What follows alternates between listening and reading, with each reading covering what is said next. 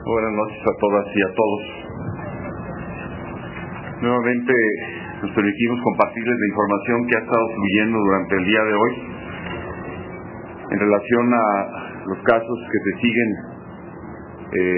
estudiando en el INDRE particularmente, en donde tenemos, como les había dicho, 6 máquinas ya trabajando, 9 máquinas ya trabajando. Hemos podido procesar hasta hoy 908 muestras y de estas 397 son casos confirmados, lo que representa un 43.7% de las muestras estudiadas. Y nos da una idea adecuada más o menos del margen que habría tenido los casos que realmente no correspondían a esto. De estos 397 casos confirmados, 381 se encuentran vivos y hay 6 fallecimientos.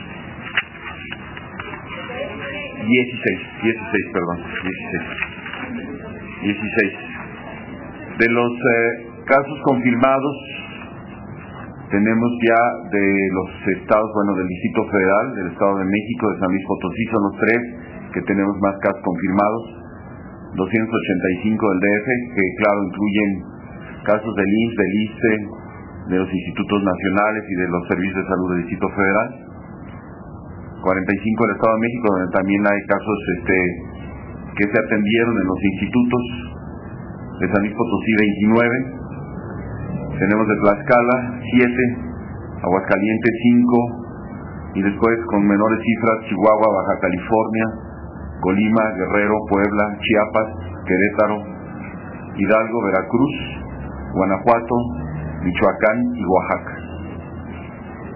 De ahí son los casos positivos. En los últimos que les mencioné van de 3, 2, 2, 2, 2, 1, 1. En el caso de la paciente que se confirmó también que ya ha fallecido, ya la sumatoria queda entonces son 11 casos de defunción del Distrito Federal, 3 del Estado de México, 1 de Oaxaca y 1 de Tlaxcala. Son 12 pacientes del sexo femenino, 4 del sexo masculino, y de estos 16, 9 están en la edad entre 21 y 40 años. Además, quiero informarles lo que en la mañana habíamos comentado. El comité de CONAMED, que ha estudiado los casos confirmados y que está compuesto, los casos sospechosos, y que está compuesto por expertos en neumología, en otorrinolaringología, en fin, ya estudiaron 159 expedientes, los primeros 159 expedientes, y encontraron que en 58 no había ninguna justificación para ser incluidos los pacientes con otro tipo de problemas, algunos muy diferentes, como hemorragia cerebral por aneurisma, cirrosis hepática, etc. Entonces, finalmente hasta ahora, ya la cifra que podemos dejar son de 85 sospechosos y 16 confirmados. Lo podemos dejar en los puros confirmados, porque finalmente son los casos que vamos a manejar.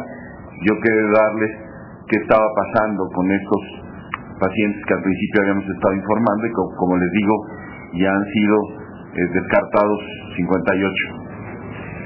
También anunciarles que se inició la distribución de material donado por el país de China. Este material son guantes, uniformes, gel, etcétera. Se hizo en 21 hospitales del Valle de México, hospitales del IMSS, del ISSSTE y hospitales generales.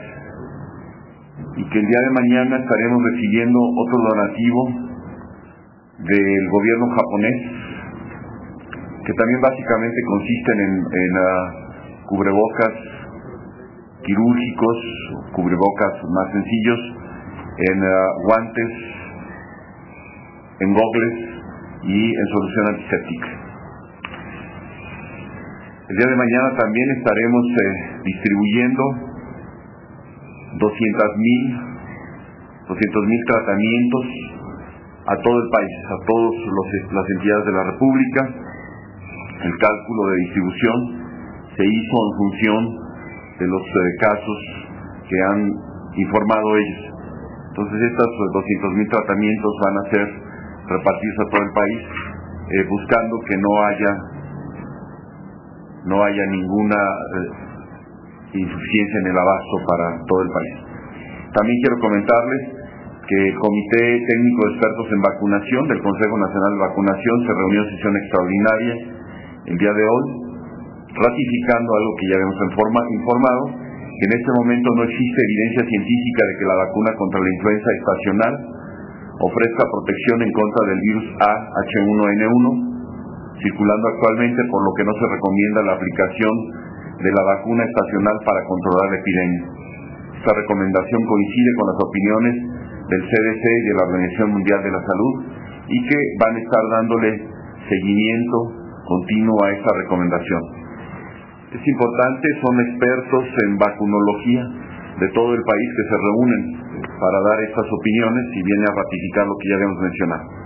Finalmente quisiera yo aclarar una confusión que existió en relación a las declaraciones que en un momento dado se dieron y que bueno, ya el doctor Lezana aclaró, pero quisiera ratificar que en todo momento la relación con la Organización Mundial y la Panamericana de la Salud ha sido impecable. No hemos tenido ninguna divergencia, se ha cumplido con la notificación, pero evidentemente la notificación del día 16 fue una alerta epidemiológica por probable brote de influenza estacional, y la notificación del 23 fue cuando ya se hizo de este nuevo virus de la influenza H1N1.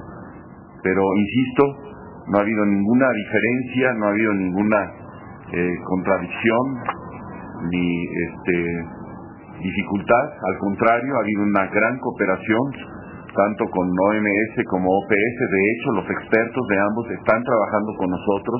Estos expedientes que les menciono también, que fueron revisados y descartados, estuvo presente un experto de OPS, están gentes de Canadá, del CDC, y también tenemos el apoyo para la instalación de los equipos.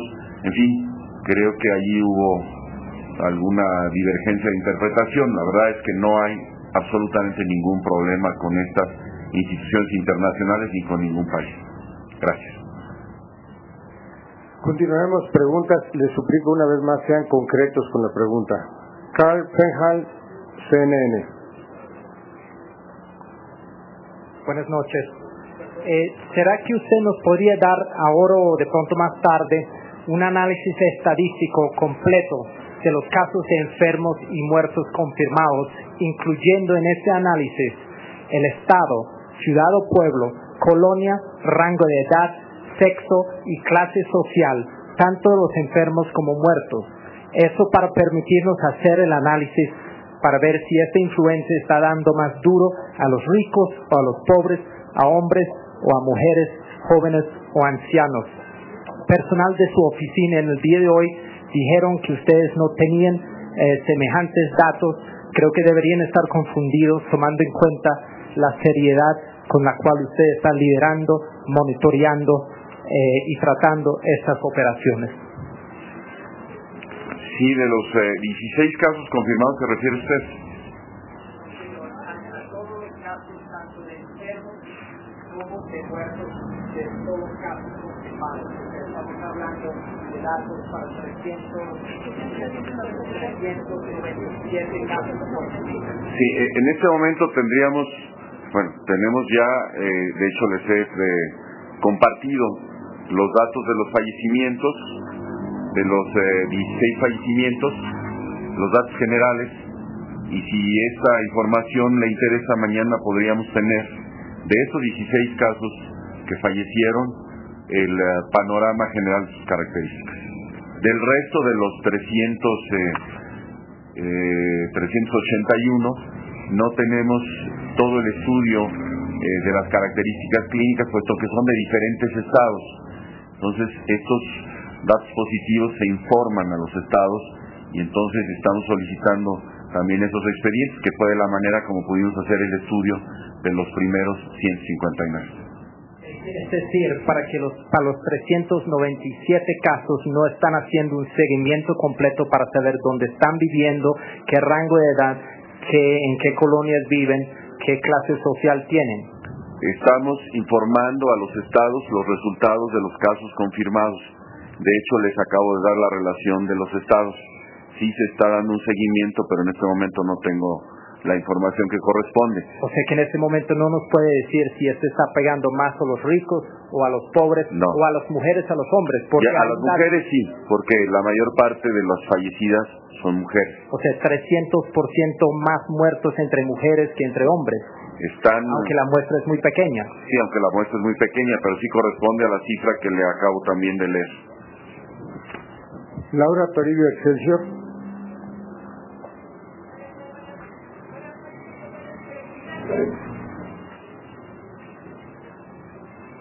Preguntarle si por la mañana decía que se había mostrado una tendencia a la baja de ingresos, al menos en el IMSS y en el Estado de México, sí que tienen más o menos una expectativa de si se van a modificar ahora sí las restricciones del regreso a clases. ¿Ya podrían decirnos o se va a ampliar como el periodo como pasó en San Luis Potosí? Y en este mismo sentido, secretario, si tienen ya un plan de intervención para la gente que regresaría de alguna manera a la rutina diaria, dado que muchas manifiestan tener temor o pánico de salir de sus casas. Gracias. Los datos científicos que nos van a permitir en un momento dado el poder tomar estas decisiones se van a ir consolidando en esos 3 días que siguen, puesto que estamos ahora sí ya teniendo casi al momento o el mismo día la confirmación de los casos que se presentan. Entonces esto nos va a dar una estadística que nos va a permitir saber si los casos positivos se mantienen o están disminuyendo, ya no tanto referido a los casos hospitalizados, dado que los casos que estaban ingresando a los hospitales eran casos más graves, pero no necesariamente casos confirmados. Entonces, para poder tomar esta decisión, estamos revisando la estadística y hasta el próximo lunes podremos tener una información de este tipo, porque es todavía muy pronto para saber. Lucila, en W Radio. Buenas noches, secretario.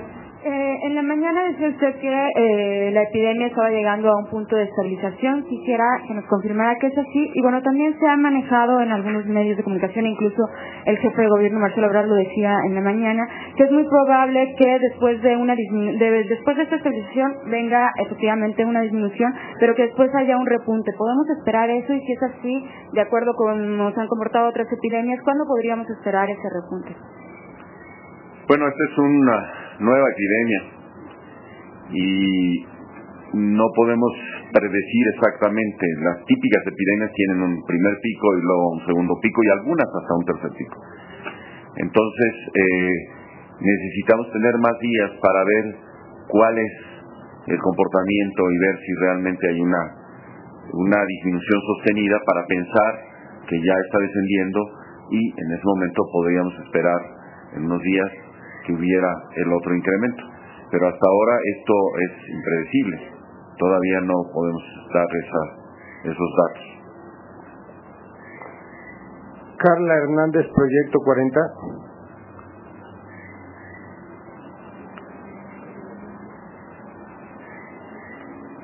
Gracias, buenas noches, secretario.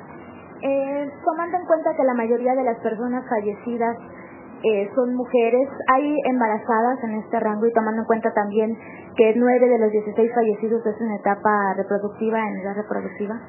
Sí, hay una mujer de Tlaxcala que lamentablemente falleció y tenía un embarazo entre 28 y 32 semanas. Es la única que tenemos detectada.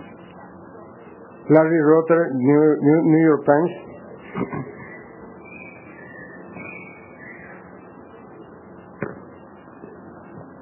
Buenas noches, señor secretario. A esta altura ustedes ya tienen casi 1,000 muestras, y quisiera saber si a esta altura es posible hablar un poco de las características del virus, si es menos letal, menos contagioso de que se pensaba inicialmente. Sí. Aun cuando todavía falta el poder tener este dato que va a ser crucial, que es los casos nuevos por día, y poder tener la confirmación o el descarte por día para tener una cifra ya exacta de los que se están presentando, que resultan consecuencia de este virus, sí nos da una idea, por ejemplo, entre todas las muestras que se tomaron, el porcentaje que están siendo positivos. Es decir, aparentemente la tasa de ataque no es tan amplia como se podía pensar, y como ya en un momento dado, inferido de otros datos, por ejemplo del estudio de nutrición que nos podría platicar el doctor Ruiz Palacios, el índice de letalidad que en algún momento se los compartí fue de 1.2%, lo cual evidentemente difiere de manera muy amplia con lo que está reportado en la gripe aviar de los alrededor de 500 casos que ha habido en Egipto. Quizás el doctor Ruiz Palacios nos pueda comentar un poquito más sobre esto. Sí, nosotros hemos estado analizando la información a partir de todos los pacientes que llenan los criterios de enfermedad similar a influenza y que son positivos para el virus de influenza A. Y de la misma manera hemos analizado el número de pacientes que se ingresan al hospital, el número de pacientes que se intuban y el número de fallecimientos. Con esta información hemos analizado los datos y las tasas que nos da justamente de mortalidad, primero de hospitalización, de todos los pacientes que recurren al hospital por una enfermedad respiratoria, solo el 25% llenan los criterios de enfermedad similar a influenza, y de estos aproximadamente el 10% se hospitalizan. De los que se hospitalizan, aproximadamente una tercera parte se intuban, y los fallecimientos que tenemos es en el orden de 1.2%. Esto, cuando lo revisé con la Organización Mundial de la Salud, ellos estaban haciendo con la información que tenían disponible y con algunos sistemas de cálculo que tienen de predicción, justamente llegaban a esta misma conclusión de que esta epidemia debiera de estar en un rango de mortalidad entre el 0.3 y el 1%. O sea que es muy posible que la información que estamos generando esté muy cerca de la realidad. ¿Listo? Jesús Rodríguez, periódico El Universal. Doctor Ruiz Palacios, nada más para precisar un poco, de todos los pacientes que recurren por una enfermedad respiratoria, ¿de cuántos pacientes estamos hablando que acuden a estos hospitales?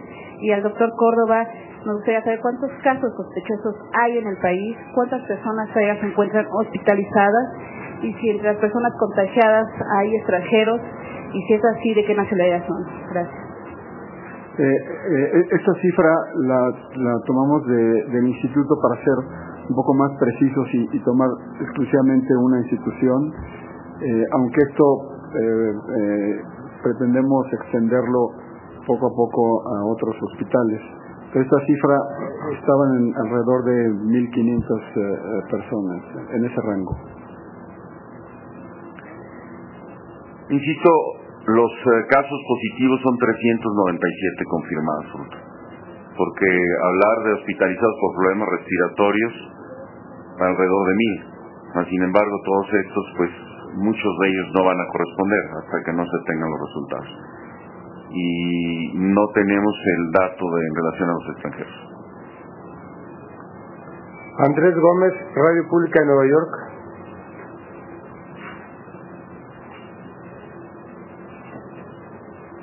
Buenas tardes. Quiero saber si entre los expedientes, los datos que tienen los expedientes de sus casos confirmados, quiero saber si usted ya tiene los datos de las vacunas de influenza estacionarias de estos casos, si han recibido este tratamiento en años anteriores y saber si podemos tener acceso a estos datos. Ese es un dato que hemos buscado precisamente porque ha habido esta inquietud, mas sin embargo con mucha frecuencia es un dato que en los expedientes no se incluye y no se ha contado con esta confirmación.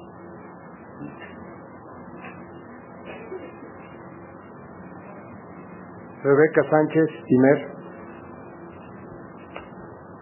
Gracias, don Carlos. Buenas noches.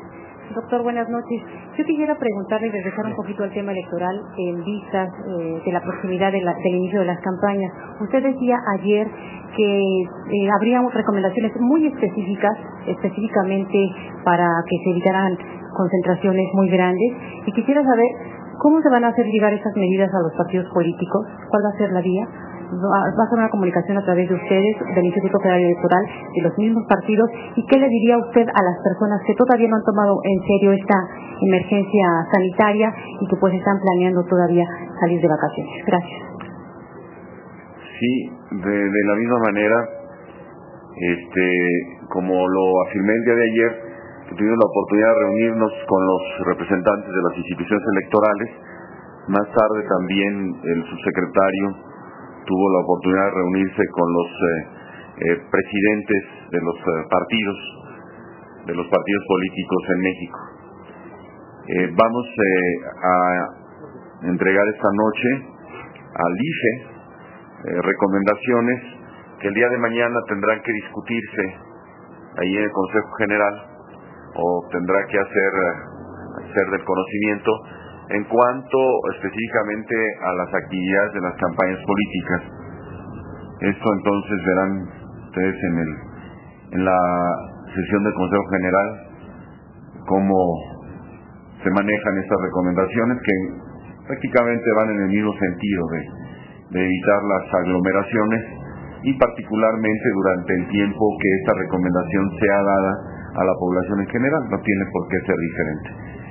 Hemos de alguna manera sugerido que las actividades proselitistas se puedan hacer por otros medios, pueden ser los medios de comunicación, y también la situación de interrumpir temporalmente las actividades de capacitación. Sabemos que tenían un avance ya considerable, incluso superior al que hace 3 años se dio. Nos lo compartió el presidente del Instituto Federal, tienen creo que ya más del 92% de capacitados, y que en un momento dado a través de otros mecanismos podrían seguir avanzando con las actividades de capacitación. Básicamente es lo que tienen las recomendaciones.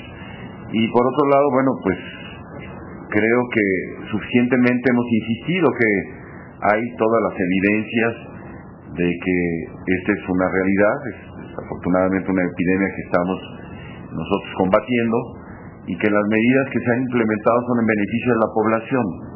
En todo caso, en cada situación o alguna medida nueva que se requiere implementar, se hace un estudio a profundidad del costo, del beneficio, y evidentemente siempre está por encima el beneficio sanitario antes de las cuestiones económicas. Entonces, todo esto se hace con los expertos, se hace con las publicaciones que se tienen, para tratar de tomar las mejores decisiones. Y bueno, para las personas que todavía no se convencen de que hay que seguirlas, pues seguiremos insistiendo, tratando de convencerlas. Finalmente, nuestra ocupación y nuestra obligación es cuidar la salud de todos los mexicanos.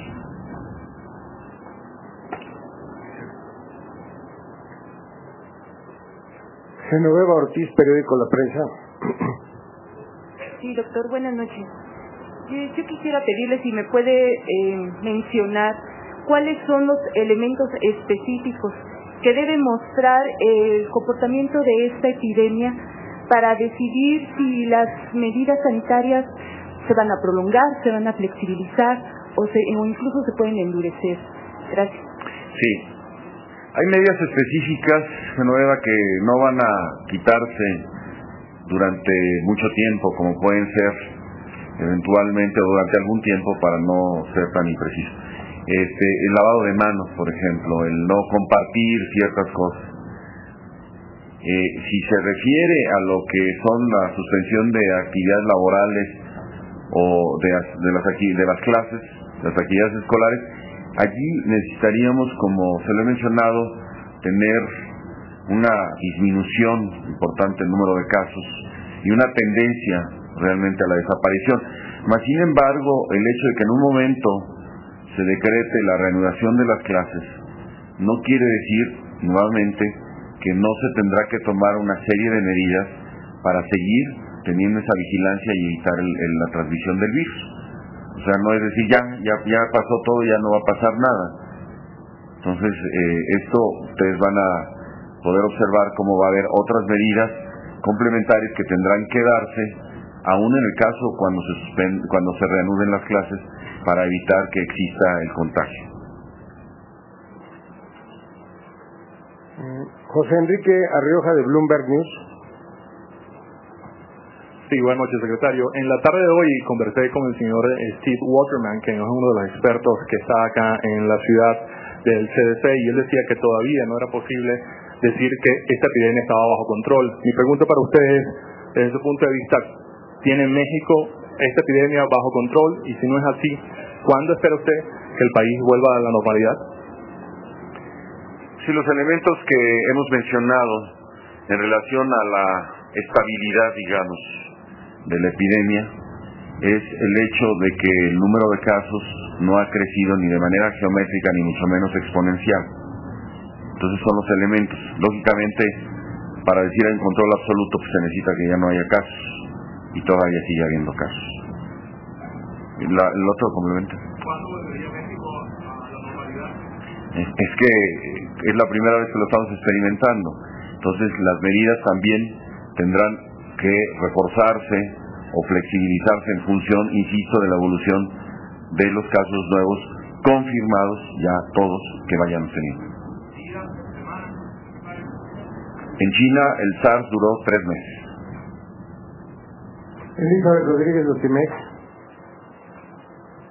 Muy buenas noches, secretario. Sí, yo quisiera insistir un poquito sobre los expedientes y la confidencialidad, cuándo se podrá tener la información un poquito más detallada, del estudio socioeconómico, la situación de esos pacientes. Eso es por un lado. Y por otro lado, si me permitiera, no sé si han analizado la posibilidad de lanzar un llamado al mundo y a nuestro país incluso, para acabar con un poco de situaciones discriminatorias que estamos sufriendo los mexicanos y no sé, mensajes malintencionados, ¿no?, con relación a esta epidemia. Gracias.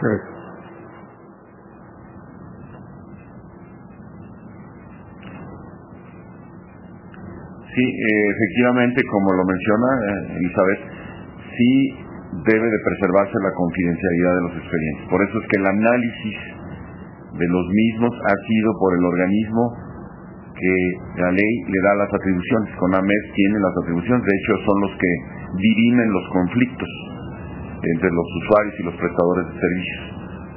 Esto nos restringe a que la información que en un momento dado pueda ser publicitada, digámoslo así, son datos generales, de ninguna manera específicos, mucho menos mencionar los nombres, porque sí, esto pudiera traer una estigmatización que estamos viendo en otras partes del mundo y que es lamentable.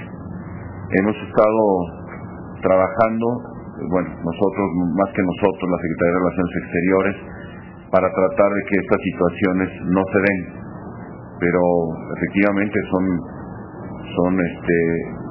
casos que se están presentando, donde sí se ve a la gente que va de México como si fuera a transmitir una enfermedad altamente contagiosa, y sabiendo que no todos estamos contagiados afortunadamente, y la tasa de contagio tampoco ha sido tan alta.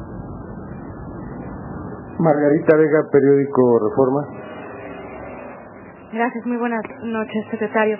Yo le quería preguntar si se están tomando las muestras de todos los casos que llegan con síntomas similares a los de la influenza, para conocer la representatividad los casos confirmados que nos está dando, y que no solamente sea de que ese día se tomaron tantas muestras. Y otra pregunta, secretario, hoy estados como Tlaxcala manifestaron una inconformidad porque dijeron que se enteraron de la persona fallecida en su estado por los medios y no porque la Secretaría de Salud Federal les avisó directamente. ¿Cómo se está manejando esta relación con los estados? Gracias.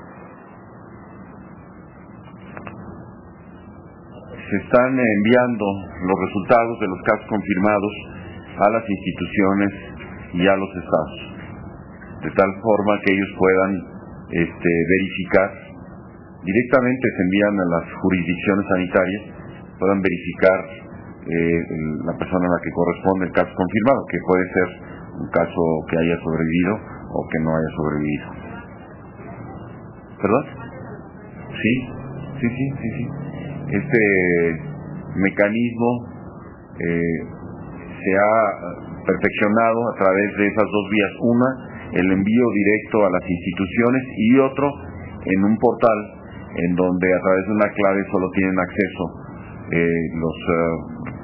las personas que representan a la Secretaría de Salud o a la jurisdicción sanitaria de ese lugar. Y la otra pregunta, ¿cuál era? Perdón.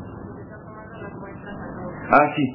Bueno, la indicación es que se tomen a todos, evidentemente, a todos los casos probables o muy probables. Y como les decía el día de ayer, el flujo de muestras ha sido enorme.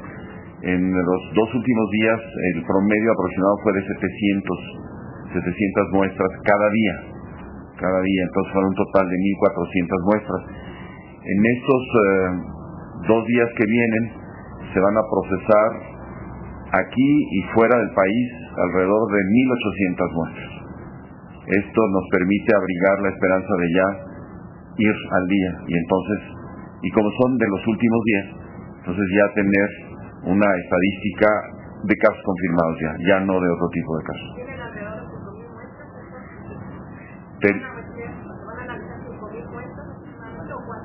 Son 1,400 más las que se acumulen hoy, que pudieran ser alrededor de otras 700.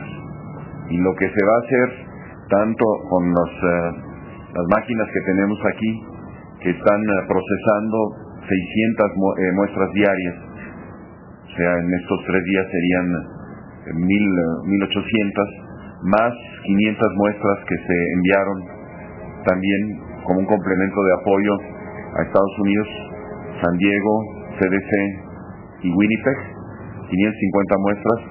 Tendremos entonces ya casi completado todos los datos de los casos de los últimos días. Además de que también esperamos ya tener instalados los otros 2 laboratorios en Veracruz y en San Luis Potosí. Las personas ya recibieron la capacitación, los equipos ya están allá, entonces la cuestión es nada más que los acaban de instalar. Yo mismo hoy estuve en el INDRE y verifiqué que tenían 9 equipos funcionando y que cada equipo saca 66 pruebas por día, 22 pruebas por turno. Entonces estamos hablando 66 por 9, casi 600. Y esto ya es la capacidad máxima, porque ahí son todos los equipos que van a estar funcionando. Entonces también el equipo de nutrición en estos días va a estar funcionando, el del INER y el del Instituto Nacional de Salud Pública, más los 2 de los estados. Monire Pérez, Canal 11. A partir de mañana. Estos son el retraso que teníamos. Monire Pérez, Canal 11. Buenas noches, secretario. Preguntarle qué problemas psicológicos se tendrían que atender ante esta epidemia, dado los días de encierro, del cambio en la rutina y por supuesto también las muertes que se han presentado, y si ya comenzó a atender o a recibir llamadas a esta línea telefónica que usted anunciaba. Gracias. En todos los casos de desastres de cualquier tipo, y lo vivimos en Tabasco, hay reacciones psicológicas inmediatas y otras que son tardías, después de que pasa los momentos más difíciles. Y por ello fue que decidimos implementar ya estas áreas de atención específica que se irán fortaleciendo durante los días que vienen. Hasta ahora no tengo todavía el reporte de cuántos casos específicos, pero sí, por ejemplo, el 01800 ya ha recibido más de 2 millones de llamadas desde el momento en que fue iniciado este servicio. Entonces eso es algo que es importante y que evidentemente, ya teniendo por lo menos 2 operadoras especializadas en esto, sirve para orientar a los pacientes o para dirigirlos si necesitan un tratamiento más especializado a algunas de las unidades médicas que tenemos en el país, y particularmente en el Distrito Federal, o que tienen los servicios de salud del Distrito Federal, aunque la mayoría son de la Secretaría de Salud Federal. Muchas gracias, buenas noches. Depresión y ansiedad, sobre todo.